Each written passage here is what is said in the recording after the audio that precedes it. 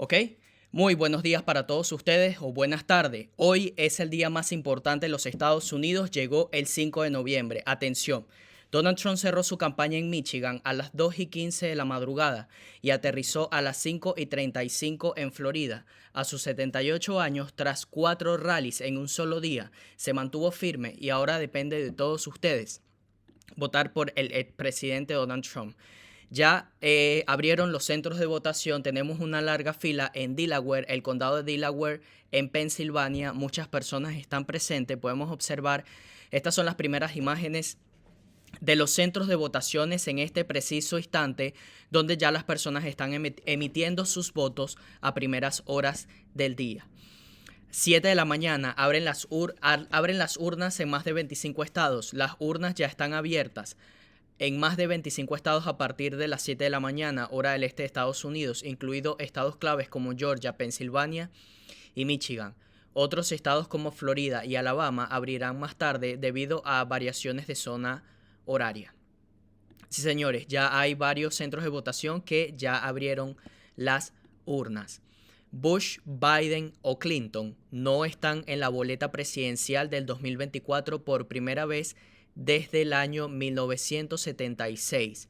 Las elecciones del 2024 marca la primera vez en 48 años que ninguna familia Bush, Biden o Clinton aparecerán en la lista presidencial de Estados Unidos. Esto rompe un legado de décadas en el que George Bush, Bill Clinton, George Bush hijo, Joe Biden y Hillary Clinton definieron la política estadounidense a través de múltiples elecciones desde el año 1980 en adelante. Ahora bien, ya llegaron los primeros resultados en un condado en específico en New Hampshire y hay empate. Sí, amigos, estos son los primeros resultados del día de hoy. Empate en el condado Dixville Notch, en la simbólica votación de medianoche. Los resultados quedaron divididos al 50%. Kamala Harris y Donald Trump obtuvieron cada uno la mitad de los 6 votos en este pequeño pueblo de New Hampshire. Sí, señores, la primera votación del día de las elecciones en Dixville Notch divide 3 contra 3. En una elección presidencial que no podría estar más reñidas, parecía apropiado que los primeros votos emitidos el día de las elecciones estuvieran divididos equitativamente, 3 para Donald Trump y 3 para Kamala Harris.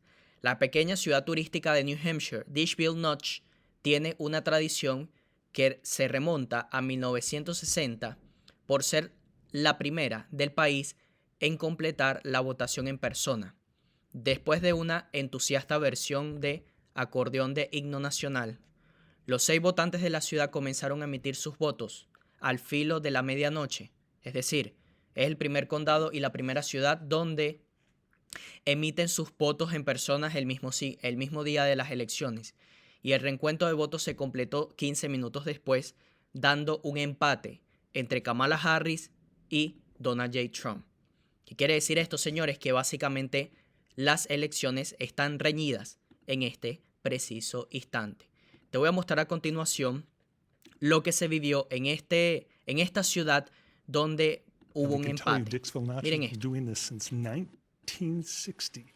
For 64 years, this is the 17th election where they've had midnight voting here in this hamlet in northern New Hampshire, about 15 miles away from the Canadian border.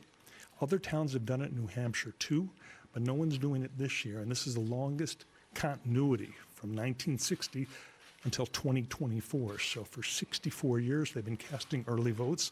In the past, these were the first votes cast in the election entirely, but now millions of us vote early around the United States, but these are the first votes cast on Election Day, and of course, they will be the first results. So they're all going into this box. This box has been used since 1980, since the election between Ronald Reagan and Jimmy Carter.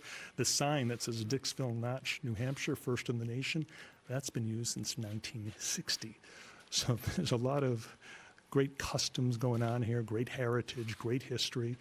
There's a lot of people in the United States right now who are upset about the political discourse in this country, but I can tell you in this room you have Republicans, Democrats, independents, not just the 6 people who live here, but also members of the press from all over the world and visitors from elsewhere in New Hampshire, New England, the United States, who wanted to witness this. So they're putting their ballots in the box, and once they are all in the box, the town moderator, who's standing next to it right now, Tom Tillotson, will open up, they will unlock the box, open it up, and then they will start counting at the table. And you could see on the left here, there's a board. And that board, it says first in the nation, Dixville, New Hampshire, 2024, and they will write the totals on the board. There's a representative from New Hampshire Attorney General's office here. Those votes will be the first official votes of the 2024 election between Kamala Harris and Donald Trump. I'm wondering if you guys, Boris and Jessica, have any questions for me. Yeah, this is a fascinating window into the democratic process because as we were hearing there from the town monitor a moment ago, he said that the effort here is to showcase what America is all about, to inspire folks across the country as they wake up later on election day to realize that some folks have already cast their ballots, and to also, as he put it, point out that if they don't vote, they are missing out. They are effectively, potentially putting someone that they don't want into the White House. So it's really about not only showcasing the tradition, but also the sacred right to vote in this country. I wonder, Gary, in your conversations with folks there, what they shared with you about the meaning, the deeper meaning of what this represents.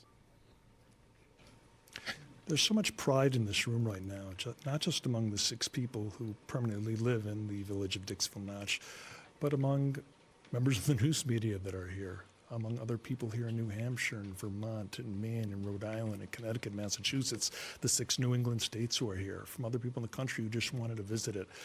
Like I'm telling you, you may have heard of this resort before, some of our viewers, the Balsams Resort. It's a very beautiful ski resort. And it's been closed for a little while now. They're refurbishing it, and they hope to reopen it in 2 years. So at the peak of the resort's existence, there were more than 30 people who lived here in Dixville Notch. Now they're down to 6. Ultimately, when the resort reopens, they hope they have more, but they want to keep this tradition going. As I was mentioned to you before, there are other towns, for example, Hart's Landing, New Hampshire, has also had midnight voting for many years. They stopped it 4 years ago because of the COVID outbreak, and they haven't resumed it. But they did it for a long time, too. So did a town called Millsfield, New Hampshire. But Dixville Notch is continuing it through and through from 1960. John F. Kennedy against Richard Nixon in 64, Johnson against Goldwater in 68, Nixon against Johnson. Go to 76, Jimmy Carter winning the election, 80, Reagan against Carter. And they've been doing it continuously now until 2024. So let's listen to the town moderator now. This is Tom Tillotson. Advise that all registered voters have voted. And according to the Hampshire law, we are now able to close the polls if the town so chooses. Do I hear a motion? So moved. And all those in favor? I declare the polls are closed. We will now begin the counting. So the official counting is taking place now. Like I was telling you, Tom Tillotson is unlocking the golden lock on the 44-year-old lockbox.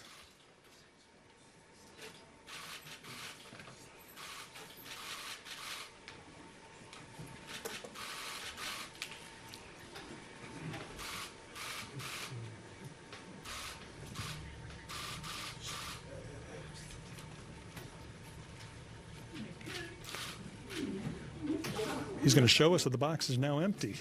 The Attorney General's representative is looking at it, and so are we. Tom, don't drop the box. Try not to. It'll hurt somebody. Won't hurt the box, that's for sure. One for Donald Trump, J.D. Vance. One for Donald Trump, J.D. Vance. One for Kelly Ayotte. That's the senator. That's the governor race, former senator, Jane Williams. U.S. One representative. for Joseph P. Penny. One for David Rookford. So they're reading all the races for each of the ballots, Arnold but you could hear Davis. the One for Donald Trump has already gotten one vote. One for John McCormick. 4 Republicans here, as I mentioned, One 2 for undeclared Susan voters. Collins. One No for Democrats. Leon H. Ryder. One for Terry one for Ray Gorman. And yes on the constitutional amendment question. There's referendums here also.